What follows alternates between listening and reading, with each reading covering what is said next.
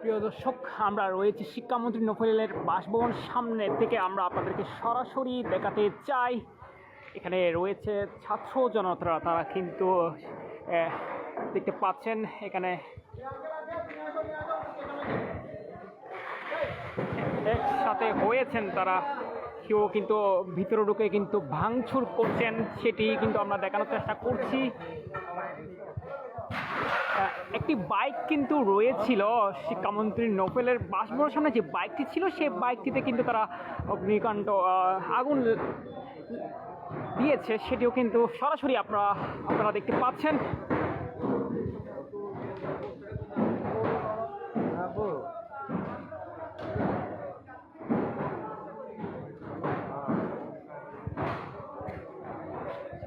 এটি কিন্তু শিক্ষামন্ত্রী নফরুলের বাসভবন, আমরা সেটিতে রয়েছি।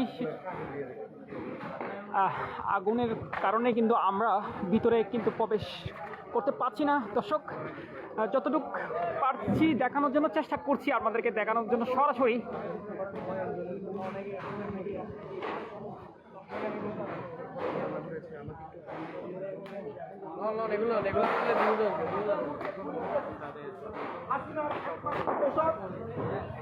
সকল খুনের অপকর্মের সাক্ষী এই নফরুলের ভাষা আমরা ঘেরাও করছি ছাত্র জনতা, এবং আমরা বলতে চাই খুনি ফ্যাসিস্ট ও আওয়ামী লীগ ঠিকানা এই বাংলায় হবে না, হবে না, হবে না।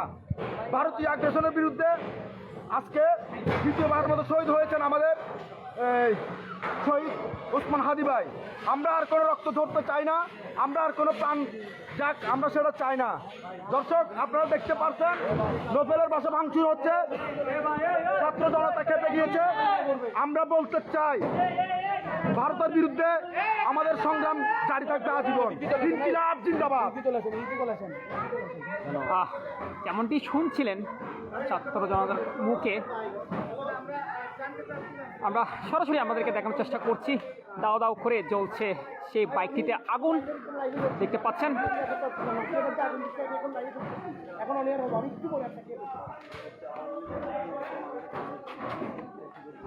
শিক্ষামন্ত্রী নফরুলের বাসভবনের সামনে কিন্তু একটি বাইকে কিন্তু তারা আগুন লাগিয়ে দিয়েছেন, দেখতে পাচ্ছেন সরাসরি।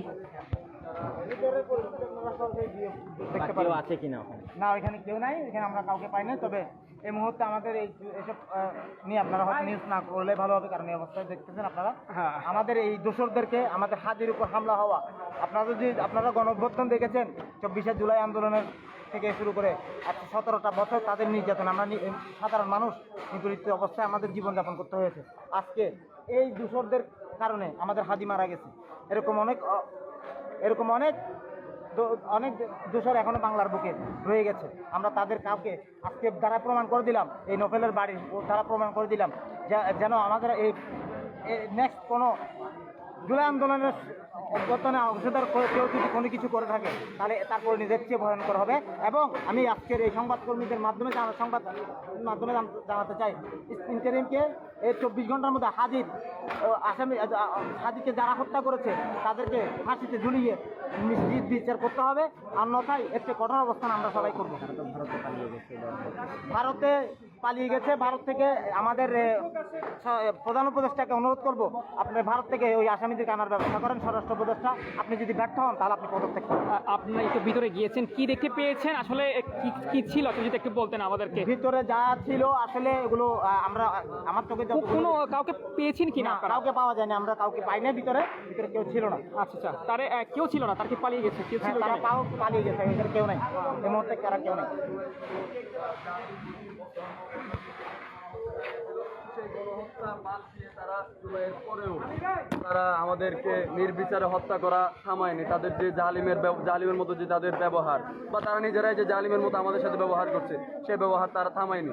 এর পরিপ্রেক্ষিতে আমরা দেখতে পেয়েছি যে গত কয়েকদিন আগে আমাদের জুলাইয়ের নায়ক আমাদের ওসমান হাদি ভাইয়ের উপর দিন দুপুরে প্রকাশ্যে দিনের আলোতে গুলি চালানো হয়েছে এবং ভাই আজকে আমাদের আল্লাহটাকে সাড়া দিয়ে চলে গিয়েছেন। আসলে আজকে যে এখানে আপনারা আগুন জ্বলতে দেখতে পাচ্ছেন, সেই আগুন কিন্তু আমরা যে ব্যক্তিগত শত্রুতামি থেকে এটা করছি ব্যাপারটা কিন্তু এমন না।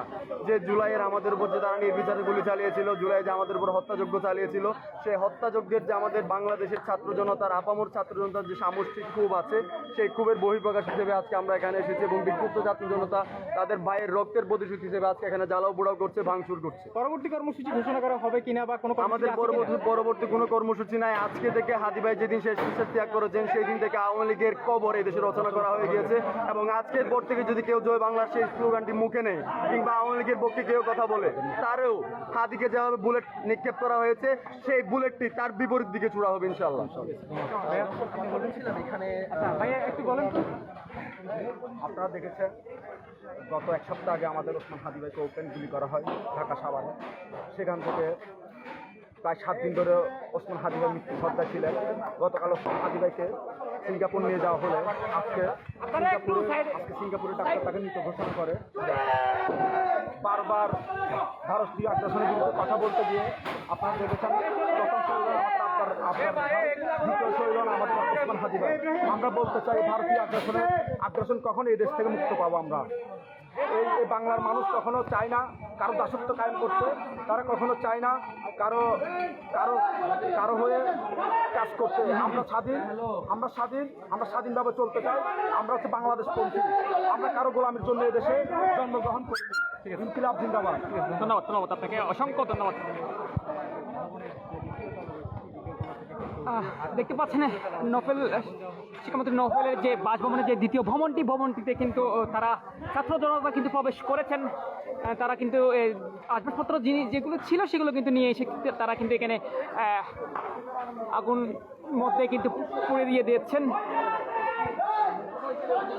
আগুনের মধ্যে কিন্তু দিচ্ছেন। আমরা সরাসরি কিন্তু দেখানোর চেষ্টা করছি। ছাত্র জনতা তারা কিন্তু ভিতরে কিন্তু ঢুকে পড়েছেন।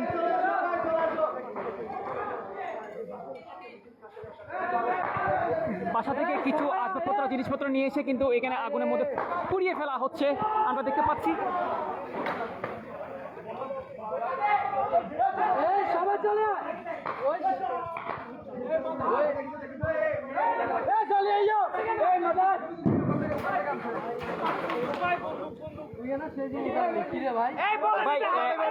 কি পাওয়া গেছে ভাই?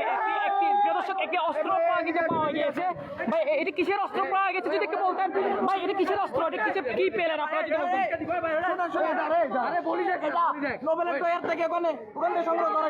দেখতে পাচ্ছেন একটা অস্ত্র কিন্তু পাওয়া গিয়েছে। আসলে আপনারা সাথে দেখার চেষ্টা করছি কিসের অস্ত্র যদি একটু বলতেন।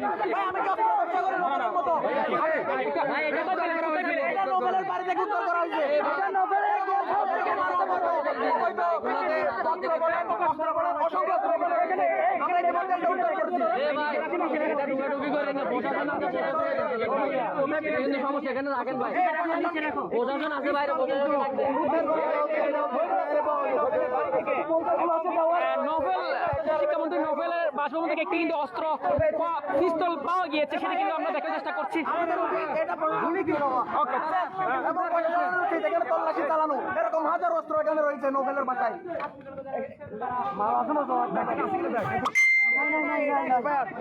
দেখতে পাচ্ছেন আমার হাত কাঁপতেছে। এরকম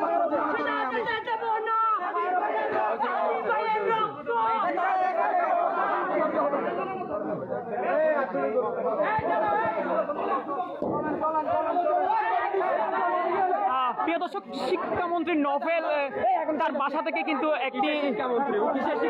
আচ্ছা বলেন, কিসের শিক্ষামন্ত্রী? আপনি উড়ে শিক্ষামন্ত্রী কেমনে বলেন? ও এখন বর্তমান শিক্ষামন্ত্রী নাকি? তিনি ছিল কিন্তু শিক্ষামন্ত্রী, সন্ত্রাসী ছিল। সন্ত্রাসী ছিল, আপনি কিভাবে শিক্ষামন্ত্রী বলেন? কিসের শিক্ষামন্ত্রী? আপনি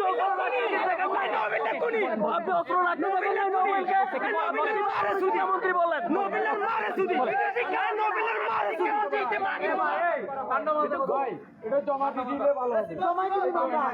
দর্শক দেখানোর চেষ্টা করছি আমাদেরকে।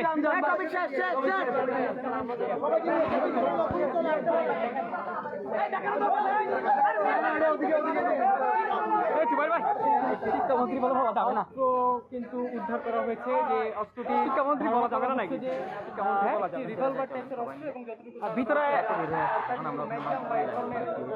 ছাত্র জনতার কিন্তু তারা এক হয়েছেন দেখতে পাচ্ছেন।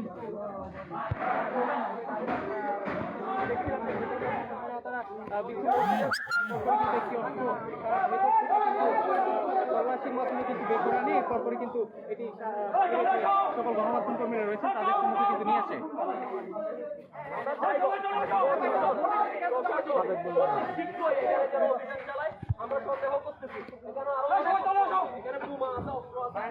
সাবেক নফেল এর বাসা থেকে কিন্তু একটি পিস্তল পাওয়া যায়, আমরা সেটি কিন্তু দেখতে পারি, আপনাদেরকে দেখানোর চেষ্টা করেছিলাম। এই অস্ত্রগুলো দিয়ে আমাদের ভাইদের মাথায় মারা হয়। এটা জঙ্গি আস্তানা, জঙ্গি আস্তানা।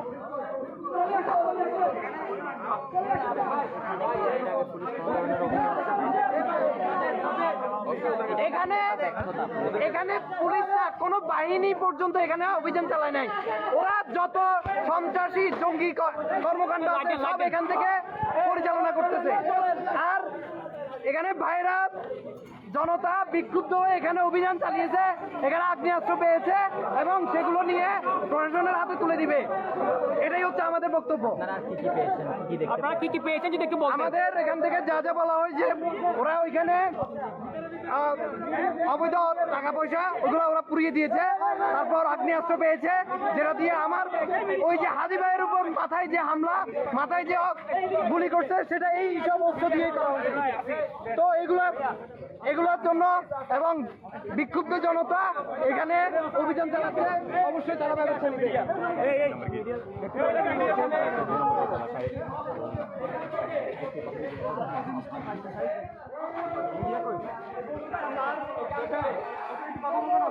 দেখেন এখানে চার্জ করতে গিয়ে আমাদের একজন একটা অস্ত্র পাইছে, যেটা প্রশাসনের হাতে জমা দেওয়া হচ্ছে। এখন বিষয় হলো আমরা আগেও নভেলের বাড়ি নিয়ে প্রশাসনকে শঙ্কা জানিয়েছি, তারা নামমাত্র গ্রেফতার করে কয়েকজনকে নিয়ে গেছে। তারপরও আজকে এখানে অস্ত্র পাওয়া যায়, কালকে যদি এই অস্ত্র দিয়ে আমাদেরকে গুলি করা হয় এর দায় কে নিবে? কি ধরনের অস্ত্র পেয়েছেন? রিভলভার নাকি একটা? আমি তো অস্ত্রের ধরন জানি না। পিস্তল টাইপের। আমাদের সন্দেহ হচ্ছে এখানে আমাদের বাড়িতে আরো অস্ত্র আছে, বোমাও থাকতে পারে। কালকের মধ্যে আমরা এখানে প্রশাসনের অভিযান চাই, এখানে অভিযান চালাইয়ে এখানে যত অস্ত্র আছে এগুলো উদ্ধার করতে হবে। আমরা দেখলাম যে এখানে ঢোকার পর আমরা দেখলাম যে এখনো পর্যন্ত এখানে মানুষ বসবাস করতেছে। চালের বস্তা আমরা দেখতে পেলাম, বিভিন্ন ধরনের দুধ তৈরি দই আমরা দেখতে পেলাম। এখন এগুলো একদম মানে যা মন দেশে কথা বলছিলাম আসলে ছাত্র জনতারা মহিলা